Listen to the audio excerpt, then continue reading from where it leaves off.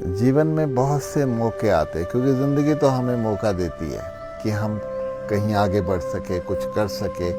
लेकिन अगर हम भीतर से एक संकोच लेकर चलते हैं, ये हमारे मन की आदत होती है। बचपन से ही जब हमें सिखाया जाता है ये नहीं बोलना, ऐसा नहीं करना, तो वो संकोच हमारे जीवन का हिस्सा बन जाता है और फिर यही आगे आगे हमारे साथ ट्रैवल करता चला जाता है। लेकिन अगर हम हर बात पे अपने भीतर संकोच रख के चलते हैं, व्यक्तियों से बात करने से डरते हैं कि कहीं कुछ ऐसा ना मेरे से बोला जाए, ये जो संकोच है ये अक्सर हमारी सफलता को असफलता में बदल देता है। ये अक्सर हमारी जो एक भीतर की ग्रोथ भी होती है, अध्यात्म की ग्रोथ भी होती है, वहाँ भी हम इसका बांध बना लेते हैं और फिर आगे नहीं बढ़ पाते।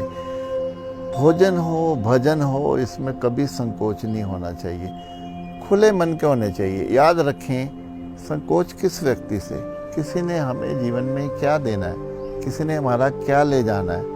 अगर हम अपने अहंकार जरूरी नहीं कि मैं कुछ हूँ, उसकी वजह से होता है। अहंकार होता है कि मैं कुछ नहीं हूँ, मुझे कुछ नहीं आता, मुझे कुछ नहीं पता, कहीं मैं हंसी का पात्र ना बन जाऊँ, कहीं लोग मुझ पे ना हंसें। ये भी हमारा अहंकार होता है, जो निचले स्तर का होता है।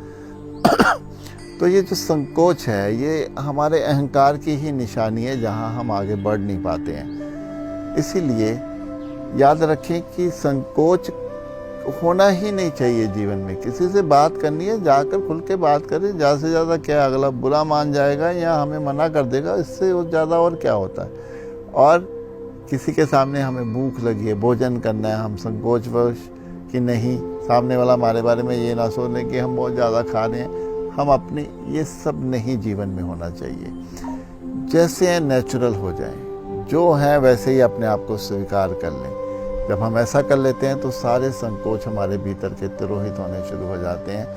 याद रखें, ये संकोच हमें हर तरफ से, चाहे संसार है या अध्यात्म है, ये दोनों तरफ से हमें मारते हैं। लोगों से भी अगर हम संकोच लेके चलते हैं तो हम उनके दिल के करीब नहीं जा पाते, ना उनको अपने करीब आने देते हैं, क्योंकि बीच में संकोच रहता है। इसीलिए कुछ भी हो जाए, अपने संकोच से बाहर आएं।